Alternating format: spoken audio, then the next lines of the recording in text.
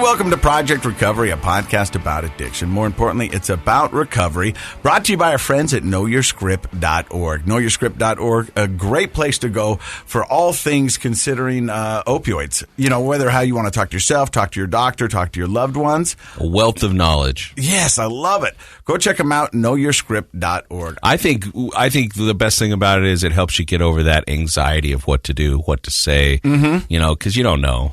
Yeah. And if you go there, you're going to get a lot of great ideas. You're going to feel empowered. You're going to go and have a better conversation. It's like getting the playbook. Yeah. You got what to do with your old scripts. Yes. Right? A lot of people have those floating around the house. And that's dangerous. And we've heard a lot of people who have been on this podcast, and that's where they got started. You can't just throw them away. No. And you shouldn't flush them. Nope. You put them in a dirty diaper. Or coffee grounds. I'm telling you, I've been to their website. That's a good way to get rid of them. That's your favorite method. I know. There are other options because I don't know. I don't have dirty diapers available to me. Yeah. You know, so there have to be at least two options. Yeah, coffee grounds. Yeah, coffee grounds. Okay. Or if you don't drink coffee, I mean, you can put them in peanut butter. You can put them in soup. Whatever you want. Put them in soup? Well, I just go with it. I can't look at you because you cut your hair. You look proper. You look like a doctor. Before you look like a doctor who would prescribe ivermectin. Now you look like a real doctor. Well, you know, every once in a while you got to clean up, fly right. Hey, we're going to get to our guest in just a second, but I had something interesting happen to me the other night. So I'm going to a basketball game, and Weber State, great, right? Because you're the on court. MC. Mascot? Oh, MC. MC. And so I run the games. I give away sunglasses and coolers and throw out T-shirts. Make it fun. And so Frankie, my middle child, she wanted to go and she wanted to bring a friend. And I was like, cool. I can get tickets. We'll go down there. You can see your dad work. It'll be a lot of fun. I grew up walking around the event center, watching them play basketball, trying to pick up chicks. The event center is a place to be. So we get in my car, and for those who don't know, I still got one of those breathalyzers in my car that I got to blow into in order to start. Yep. And then about every 15 minutes, it goes off, and then I got to blow in it, and it keeps my car running and everything good. Frankie brings a new friend. I don't really know this friend. She's in junior high now. She's branching out, getting new friends. This is when you have to decide if the friends are okay or kind of sketchy. Yeah. Because in elementary school, they all seem pretty all right. And this friend seems very cool. Okay. She gets in the car, and somehow we get to the venue without her noticing that I've had to blow into my car 5 times to keep it running. Yeah. Okay. Okay. Because I was cranking the music and everything was cool and all that, and didn't even think about it. Well, after the game, we get in the car. And it's dead silent. I go, hey, how was the game? They go, that was really good. You were very funny, Mr. Scott. Cool. Hold on. I blow into the car. She goes, what is that?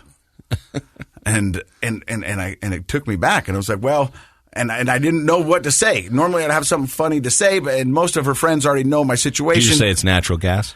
No, I said, well, I was an idiot, so I have to do this in order for my car to start. Oh, so you're just straightforward. Yeah. And she didn't push it, and I didn't push it, so I didn't tell her it's because I had a DUI, and this was court ordered. She didn't ask more questions? No. And she goes, really? And I go, yeah. And then we were driving home, and then it started beeping again, and I look in the rearview mirror. She looks at me. I look at the thing, and I blow in it. Yeah. And she doesn't say anything else. Okay. And I've never met her parents. I'm dropping her off at her house. And so I drop her off at the house. I go, hey, thanks for coming. She goes, no, thank you for having me. It was a wonderful time. Very polite, sounds like. Yeah, nice and kid. the door shuts. And I go, Frankie. She goes, yeah, Dad? I go, I'm sorry. I didn't know what to say. And she goes, it's okay, Dad. I'm not embarrassed. You're all right.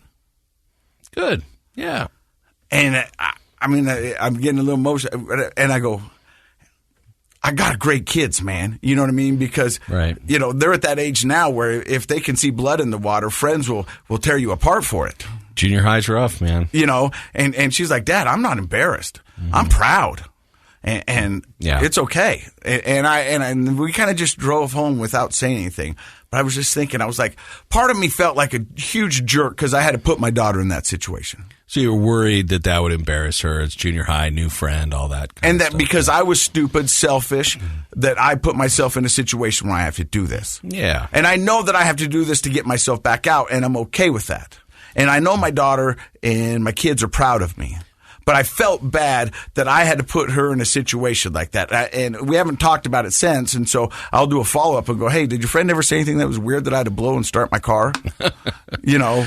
And she's going to go, no, Dad, we didn't even think about it. And maybe they didn't, but I would hate for that. Well, you're worried about the collateral damage, right? Yes. Like, so as a parent, you want to raise your kids the best that you can, but our mistakes affect them, and this is a big one. And so, I know you're grateful for the opportunity to have that so you can drive yourself around because the bike was getting a little old, right? And I was bumming rides here. Bumming rides everywhere you went. So this is a great alternative, but I could see how you'd feel that way. But my question is, I can see how you'd be feel a little embarrassed. And that, first of all, I hope everybody heard you say, I didn't know what to say, because that rarely, I don't know if I've ever heard you. Normally I'm lock and loaded for anything. For anything. And right. everything. You've always got a comment that's on point. But my question is, when you asked Frankie about it and she said, no, Dad, I'm not embarrassed. How did she get to that point? What do you think has happened since the arrest and the DUI and all, everything, to where, because that does seem like something a junior high kid might feel embarrassed about, but she's not embarrassed. So what has happened, i.e., what do you think you've done as a parent to make it so at this point in time she's not embarrassed? I think, to be honest, I've done the work. I've done what needs to be done. I've been transparent with my kids. I've brought them along the ride. They know what I'm doing. They know where I'm at. And so I think they've seen the good work that's come from it. So how could they be embarrassed for something that's given them their father back? Yeah, that's exactly it would be my guess. But yeah, I don't know. Your openness with the kids. You've brought them along the journey. You've been completely open and honest. I think that because of the stigma of drinking and driving and all of those kinds of things and alcoholism, that a lot of people who are in recovery sort of have one foot out the door where they're not fully open with everybody who's close to them in their life. And I think you've been from day one, including your kids in your journey, explaining to them what your problem has been, what your solution is. You've educated them. You guys talk about it all the time. They've had some tough questions early on, and you've handled those. You haven't shied away. So I think that's a great model for anybody out there who's in recovery or contemplating recovery, and you're a parent. Like, how much should I tell my kids? You tell them everything. Because in my head, I started doing some future tripping where all of a sudden I thought, she was going to go home and go, how was the game, honey? And she goes, pretty cool. Hey, Dad, he had to blow in his car to start it. You know what I mean? And then all of a sudden the parents are like, what are we doing? We're letting our daughter go with the guy who's got to blow into his car to start it? Yeah. And so I started getting a little anxiety and a little embarrassment and trying to figure it all out. And so I'll let you know how it all plays out, because here we are talking about it now. Yeah. Well, I mean, the truth is, a lot of people, something will come up and they'll say, oh, you do a podcast. And I'll say, oh yeah, I do a podcast with Casey Scott. Oh, we know Casey, right? So you're pretty well known, but maybe they don't know you and maybe they don't know your story. So yeah, it'll be interesting to see what Frankie says going forward. Well, we've got a great show for you today on the podcast. Somebody we've been trying to get for the past 3 years. His name is Ian Acker. He's been responsible for many of our great guests on the podcast over the past 3 years. He's from Fit to Recovery. He started that. Did you start that? Yes. And you've been doing that for how long now? I had the idea in 2013 and got a building in 2015, so... For those who don't know, before we take a break real quick, what is Fit to Recovery? Fit to Recovery is a safe place for people to connect through fitness, nutrition, creative arts, and service. It really is a safe haven for so many people out there. Yeah. And it's been instrumental in a lot of people reaching their sobriety and staying on the road to recovery. So we're excited that you stopped by. We're going to find out a little bit more about his story in just a few seconds. Stick around. You're listening to Project Recovery right here on KSL.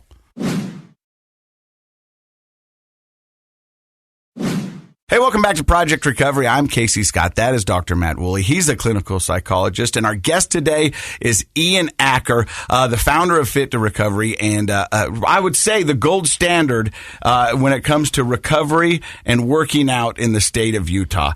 How did you come up with this idea for Fit to Recovery? Well, first of all, thanks for having me on. It's cool to be around two people. Casey, I've known you for... a few years now, and I've followed your journey and I've followed your story, and I'm just proud of where you're at today. Well, that means the world to me. Thank you. So it started, there's a place called Phoenix Multisport, and I always want to give them a little bit of credit because it's part of my story. They're a CrossFit gym in Denver that has now gone national. And I was in treatment, and my mom sent me an article about Phoenix Multisport. And me being ambitious, and we were talking off camera of like the first 3 months, you think you can do everything all at once. And I wanted to do everything all at once. So I went out to Phoenix, and I said, I want to bring one of these chapters back to Salt Lake. And they said, cool, but that's too much of a liability. Like, you only have a few months sober. We don't trust, like, ultimately we don't trust you with the brand. Which I was resentful at first, but I understand why now. So I was like, okay, I'm just going to go back to Salt Lake City and I'm going to try to do it myself.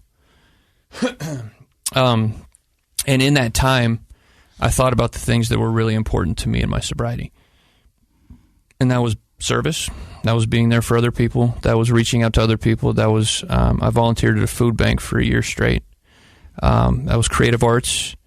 Believe it or not, like, a lot of my using revolved around hip-hop and writing. And that obsessive brain, I would stay in my parents' basement for 12 hours a day just writing and finding my voice behind a microphone. Even though it wasn't authentic, it was something that my body changed when the right song came on at the right time, and I could lay down the right lyrics. So creative arts is the second pillar. The third pillar is nutrition. When I eat healthy, I feel better. Having a relationship with food rather than a diet, and really building esteemable acts like cooking, doing things for myself, picking different things from the garden and then preparing them, then eating them. It feels more esteemable, and that's how you build confidence. And then the last one was fitness. I was training people in recovery at my treatment center, and after we got done training, I saw that authentic connection. So it just arrived around those four things that seemed vital in my early recovery. So we heard about Fit to Recovery. Let's hear a little bit about your story. Off mic, I asked you where you're from. You said Ohio. That's what brought you to Utah, and you said treatment. So how did you go from Ohio to Utah? So Ohio, two sisters, wonderful, wonderful humans, very supportive family. Dad has his PhD. Mom is helped the homeless in Ohio, so she was a grant writer. And my childhood, like, I thought it was perfect, but I'm learning more and more. The more I go to therapy, the more that I understand addiction. It's a family disease. And, you know, at an early age, I never felt good enough. I didn't learn the way other people learned. I didn't, when I was in class, I always felt alone. You know, I was in special education in 6th grade, which taught me two things. That the biggest two things that it taught me was everybody's equal, but it also taught me that there's something wrong with me. I was in therapy at 10. At 15, my friend, he passed away in front of us, and he drowned, and something in my body shifted from that day, and after that, my solution became drugs and alcohol, mixed with not feeling good enough, not feeling a part of. So at 15, you know, I'm just doing all the things. I'm making grades like a 2.4 or, you know, less than that, and I'm just surviving. Fast forward, I go to school in Springfield, Ohio. Is this college or college? Yeah. And in college, I got a scholarship to play soccer. So that's one thing that really kept me above water, even if it was just a little bit. Graduated.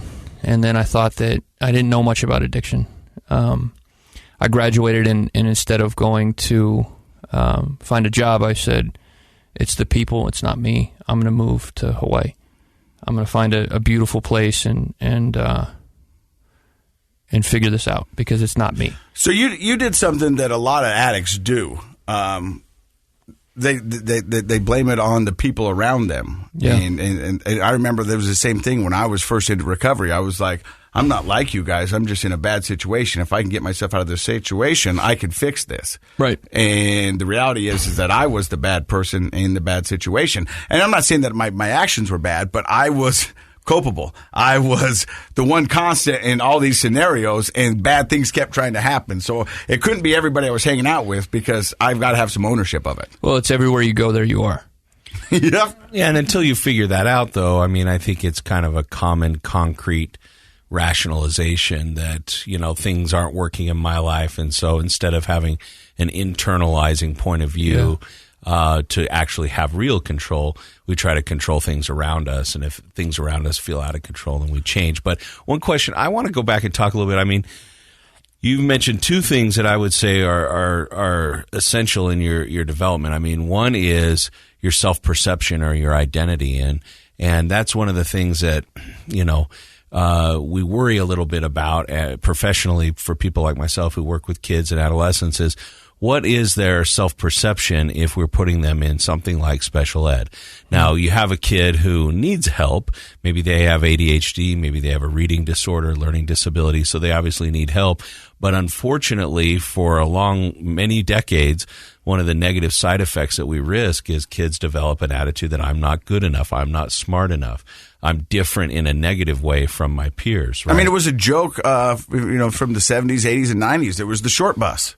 You know what I mean? I mean, I don't mean to sound crass or rude, but that was the joke. It's like, oh, that guy's not all there. He rides the short bus. Right. You know, and that's a horrible thing to say.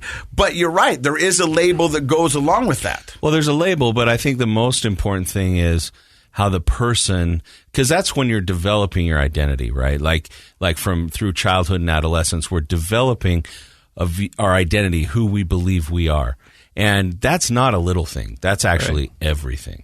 Well, in the language about worry, that's labeling, right? So so we're worried about this person when it's really Ian just doesn't learn like everyone else, and that's okay. Mm-hmm. So what I've been able to do to apply that to my life today is find people that are great at what I'm bad at and do what I'm great at, right? But that developmental collaboration, yeah. Well, exactly. In that developmental stage, it taught me subconsciously that there was something wrong. Mm-hmm. Right? So it doesn't allow me to then stand on my own 2 feet. I always need help. Something's going to happen. Exactly. Right? You feel less than or incomplete or like needy. But what that has also done for me with Fit to Recover is be able to see the person who's struggling. To be able to see the person that has been pushed to the side. When I go into the jail classes, those are my people because they have been dismissed by society and they're lost. And you can relate to that. You can identify that. You know the signs. That's right. The second thing that kind of took second thing is trauma. Yes. You had a friend die in front of you. You had a friend drown in front of you. Yeah. And like you said, there's something shifted inside. To what degree do you think that changed you as a 15-year-old? I think that changed everything. I'm a big proponent of trauma as a gateway to a lot of addiction. Yep.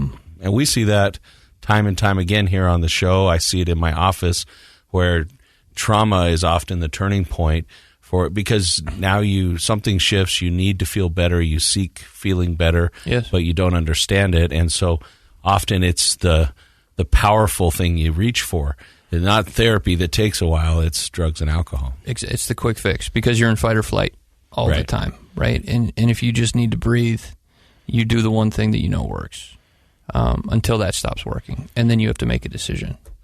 And I would imagine in the work that you do, that's another sort of radar that you have. You can identify people that are struggling with trauma. And I think it's even harder with men because a lot of our culture is to be tough, be strong, handle it yourself. Yeah. And so a lot of men don't want to admit even to themselves that they've been traumatized by something like losing a friend. Yeah. And that's why I like hip-hop so much, because hip-hop allows me to be tough. When I listen to hip-hop, it changes. It's empowering. It's empowering. And like, I'm a scared human being. I have a lot of anxiety. I have a lot of fear. I have a lot of these things. But when I turn on hip-hop music, I become... LL Cool J, Mama said gonna knock you out. No, I can't fight. But yeah, it makes me feel empowered. Exactly. So that's a big reason why I like hip hop. So to get back to your story, you start drinking and using after the death of your friend. And before that, I mean, it was a good social lubricant, right? You managed to get through high school. You actually managed to graduate college. Yeah. You find yourself in kind of a sticky situation, and your answer to that is to move to Hawaii. That's right. Control-Alt-Delete, a little restart. That's right. That's right. And so what goes on in Hawaii?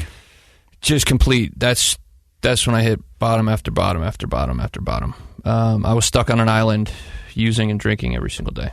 Was it ice? Was it meth? It was speed. It was pills, Xanax, and copious amounts of. It was alcohol every morning.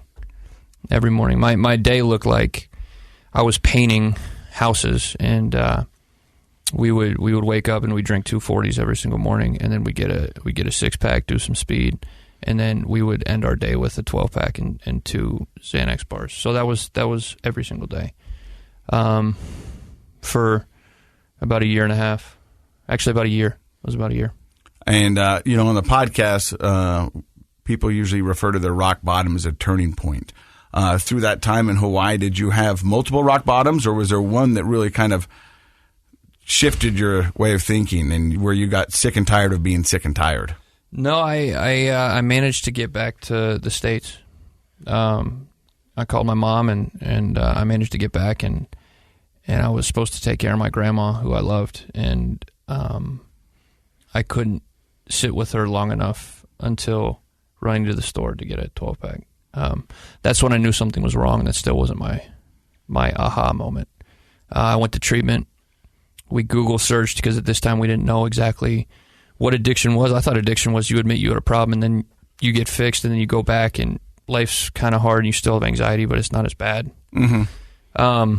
And then I got out, and I had terrible anxiety, and I had the obsessive brain, and I had terrible depression, so I just drank again. And did you ask for treatment? I did. You did. So you're there trying to take care of grandma. It's not clicking, and you actually asked, I need some help. But you had a skewed view, but maybe a normal view for the average person of what addiction treatment looks like. I thought I just had to admit it. Right. And then I go, and it's uncomfortable, and like learning to deal with alcohol, like sugar, right? Like I cannot eat sugar for a week.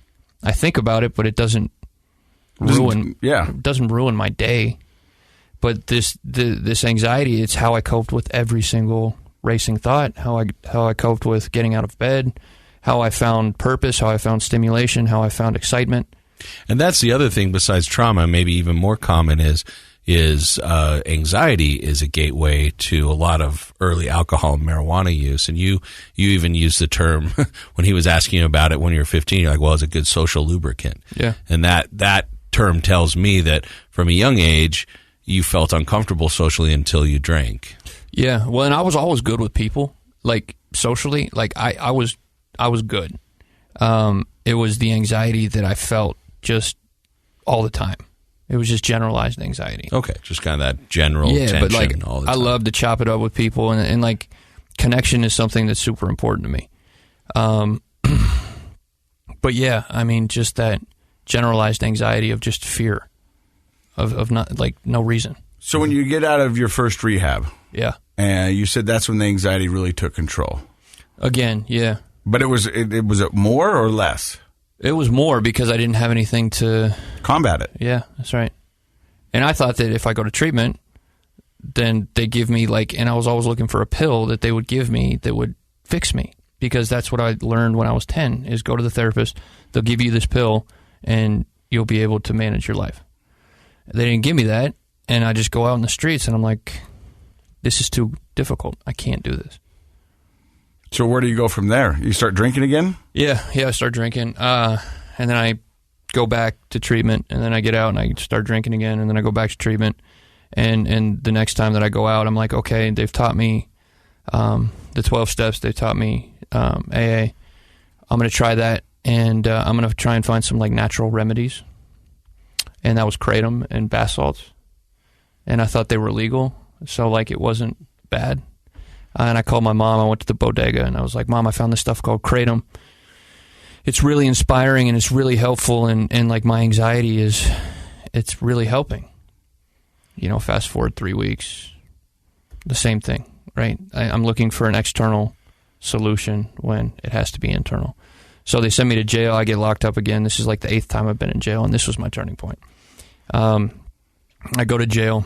They come to my house and they arrest me. And at this time, I'm so used to going to jail that I know how to dress. So I'm in my long sleeve and my sweatpants. And I get into the holding cell, and there's this gentleman, really nice belt buckle, really nice, sunglasses, fitted suit. And I'm like, why are you in here? And he said, these police officers are just taking advantage of me, and I shouldn't be in here. And I'm like, well, were you driving? And he said, yeah. And I said, well, were you drinking? And he's like, not much. And I was like, well, what'd you blow? And he was like, a .24. Ooh. And I said, buddy, that's why you're in jail. And I said, I've been blaming everyone else for my anxiety, for my depression, for my obsessive thinking, for my fear, for the trauma. And I made a decision in that jail cell to take responsibility for my life. And what that means is doing the work. That means going to the meetings. That means showing up when you're scared. That means doing the hard things that you don't want to do. That means having the conversations. That means checking on another alcoholic. That means whatever it is. Whatever it is. What was it about seeing this well-dressed guy in such denial? That had some effect on you. Like, what effect did that have on you? Because that's what I wanted. I thought I wanted to be this guy who could hold himself well and dress well and have an appearance that people would respect. And when I saw that he was not authentic and he was dishonest and he was blaming other people, I saw that side of me. And I said, I don't want either of those things. Interesting. Isn't that interesting how it's sometimes those small moments, they make us see things differently. Yeah. Often make us see ourselves differently, and that's a catalyst for change. Yeah.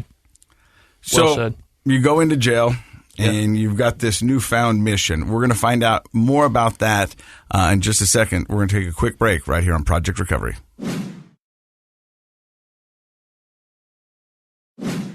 All right, welcome back to Project Recovery. I'm Casey Scott. That's Dr. Matt Woolley. Our guest today is Ian Acker from Fit to Recover. I finally got it right. Excellent. Good job. Hey, thank you. So you've got this newfound belief in yourself. You know who you want to be, who you don't want to be, and you go into jail. How long are you in jail for this time? I get released in 48 hours. And the ironic thing, this is the craziest part, is one of my drugs of choice was Adderall. And the treatment center that I just got out of sent me a new script of Adderall for who knows why. So I had a full bottle of Adderall when I got out, and I didn't touch it. Really? So, or maybe I took a few. I don't remember. But like I didn't abuse it, and I threw it away. Is kind of how the story goes. Yeah. And so, do you go back into a treatment center at that point, or do you go, "Hey, look, I've got this"? No. I go back. So I went to jail when I was on pass. For those of you who don't know, pass is when you kind of been doing good in recovery and you get a chance to go with your family or someone into lunch or to go do something. Jail's not usually the place they want you to go. No. Right? Yeah, so I snuck into my ex-girlfriend's house. I crawled through her doggy door and I found her in bed with somebody else. So Ouch. Yeah, that one hurt. That one hurt. But she's a good woman, and she was the one that said, "Ian, I love you enough to let you go," and I didn't understand what that meant until I did. So that's when I went to jail, and then that's when I went back to that treatment center, and I finished out, and that's when I started my recovery path because I could finally hear what people were telling me because of that instance. I was going to say, it sounds like you really made a decision, a shift in how you saw yourself and the world. Yes. You know, I mean, it's crazy because you just said it. You could finally hear what people have been trying to tell you. I mean, there's a lot of times we've had people in here that have been to multiple rehabs and probably heard the same thing over and over because there is a lot of the same information that's in one treatment center to another treatment center and this. I mean, it is. Yeah. But it just depends on that person if they're willing to hear it. Like there's a lot of people who are like Ian and like myself who went in and weren't ready for the message. Right. That's right. You know, they were still blaming their situation, their work, whatever it might be, their trauma for their actions and why they're feeling this way. And then until you sit back, and we say it all the time in recovery, sometimes you got to sit in your own crap. And it's not going to be fun. It's not going to smell good, and it's probably going to be miserable. But you need to. Yeah. And that's a hard thing to do. You learn to own your behavior, take responsibility for your behavior. Responsibility, right? That's it. So you've been sober for how many days now? 9.5 years. Congratulations. Yeah. That's amazing. I mean, from a kid that was pulling his eyelashes and pulling his hair out, I've come a long way, man. I feel really grateful for where I'm at and how I've been able to maneuver with authenticity and ethics and do the next right thing and be a service. So, what is the biggest thing you see in the recovery world right now? If you could help one area, what would be that area? Because, I mean, you really see people from all over the state at Fit to Recover. Mm-hmm. And you're on the front lines. You are their best friends. You're their confidant. You're the person that they call, they look up to. What is the thing that you think we need to do better? I just think consistency is the biggest part, discipline. People need to be taught consistency and showing up no matter how you feel. And I think that comes from my conversation yesterday with the jail program that we work with. CATS, are you familiar with that? No. So CATS is it's a subsidized, or it's a program where if you want to get help from your substance misuse in jail, you can go into this program. And what happens is I go in there and I teach once a week, and we do workouts in the jail, and everyone's all excited. And then there's this drop off when they get out. They go back to the same environment. They go back to the same things. And then they never come and see us, and we scholarship them in for a month. So it's about teaching. For me, I think the biggest thing is teaching people that you show up no matter how you feel. But that doesn't even answer your question. That came to I love it. That came to my mind. But your question was, what's the biggest area that we could do something? What needs the love? What do you guys think? Well, I think what you're saying, it goes back to this idea of transition, sober living, scholarships for things, different types of treatment, so that when a person comes home from jail or they leave their residential treatment place, that they're not returning to the exact same environment. Sure. We see that in mental health, especially when people are hospitalized for mental health issues, and they go right back to the chaos and inconsistency of their home life. And so I think that would be one area where we need more participation by the community to give people a real chance to transition into a healthy life. Well, for me, I think that it goes back to the point when you're not ready, how do you make somebody ready? You can't. Well, so then you can't teach someone consistency, you can't teach them healthy nutrition, you can't teach them creative arts, you can't teach them community if they're not ready to hear it. Well, motivational interviewing is a type of therapy, so I'll throw that out there, that tries to help people get motivated and help people through those steps of behavior change. And so there's another example of something that could happen in transition is, let's say a person for whatever reason has gone through treatment, but maybe they haven't been fully invested, but they're in a sort of a better headspace coming out of there.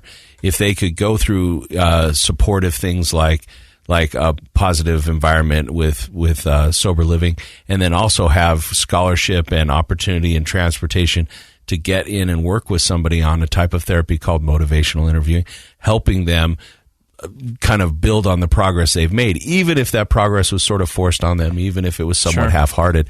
I think we'd see a much better rate of recovery than we see now. And I think that's a lot what Ian does with Fit to Recover. If you ask me what I think area needs the most, I think it's empathy, compassion, understanding, and an education.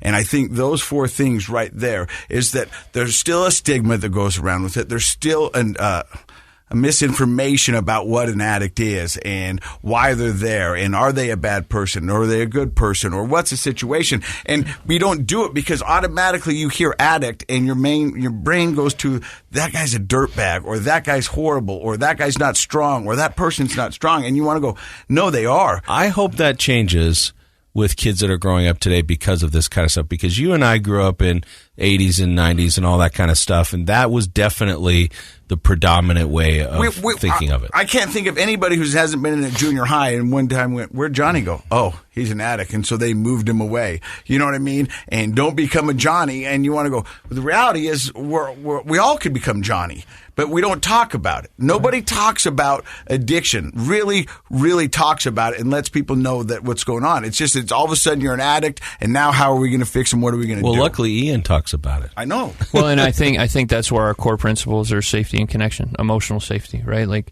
bigging people up, making people feel seen, making people feel supported. Like the environment that you walk in, we want you to make it feel like it's your own, right? So I think emotional safety, and then when people feel emotionally safe, then they can connect, and when they can connect, they feel grateful, and when they feel grateful, they feel purpose. And I think once I found my purpose, that really catapulted me into the... I got one more question before we end this. When you first sat down, you wanted to talk about hip-hop. In the interview, you did talk a little bit about hip-hop, and you said how you'd get lost in the beats in your parents' basement for up to 12 hours. And at one point, hip-hop was probably associated with drug use. Yeah. Is hip-hop still important to you? Hip-hop, if you ever come to the gym, I spent about $12,000 on speakers. So you can't really, right song at the right time. Can't escape the hip-hop. But, yeah, I mean, like me and Ben, you guys have had Ben on here, is watching him succeed, and just the whole marketing aspect of hip-hop is exciting to me. The way people put lyrics down, the way people rhyme certain words with other words, the way somebody says the same exact thing as somebody else, but it sounds 10 times better from the other person.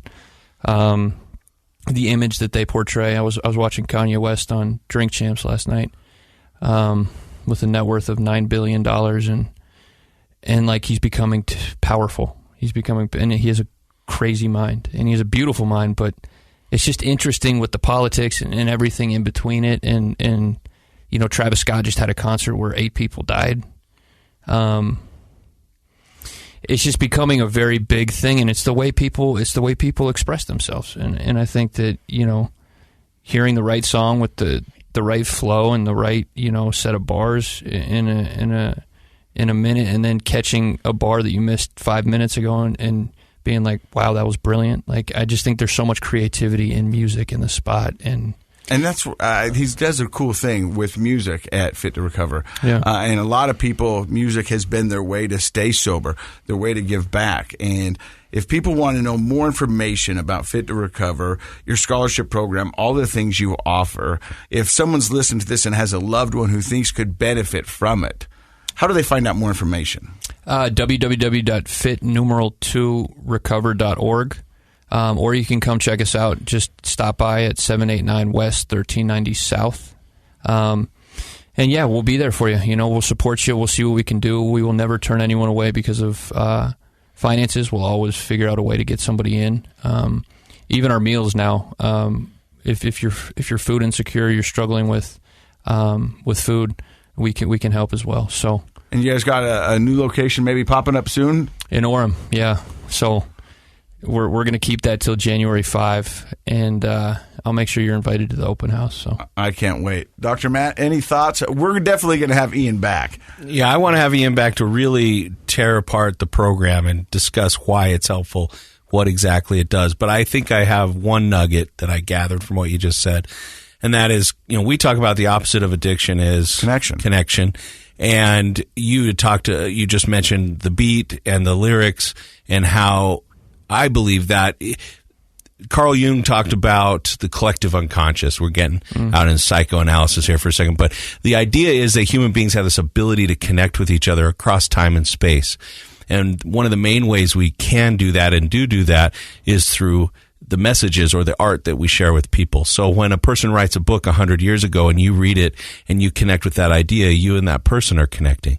Nowadays, we might do that much more often with things like lyrics because there's also the musical factor that affects us.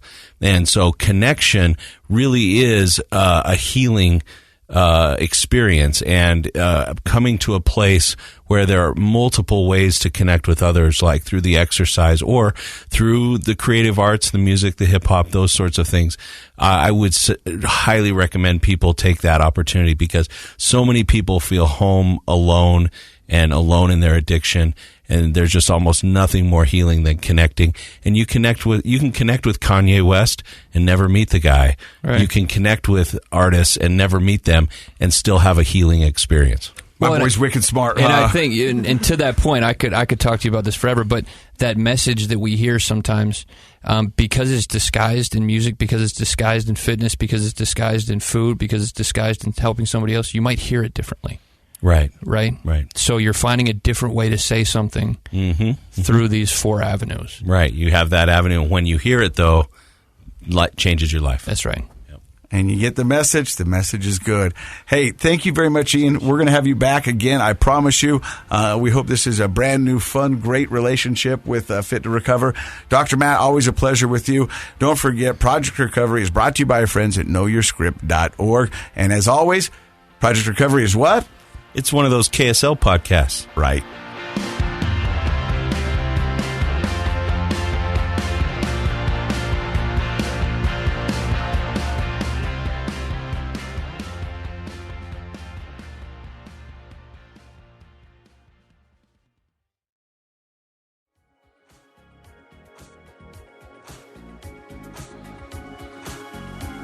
The contents of this program are for informational purposes only. The program is not intended to be a substitute for professional medical advice, diagnosis, or treatment. Always seek the advice of your physician, licensed therapist, or other qualified health provider with any questions you may have regarding a medical condition. Never disregard professional medical advice or delay in seeking it because of something you've heard on this program. KSL does not recommend or endorse any specific tests, physicians, products, procedures, opinions, or other information that may be mentioned on the program. Reliance on any information provided on the program is solely at your own risk.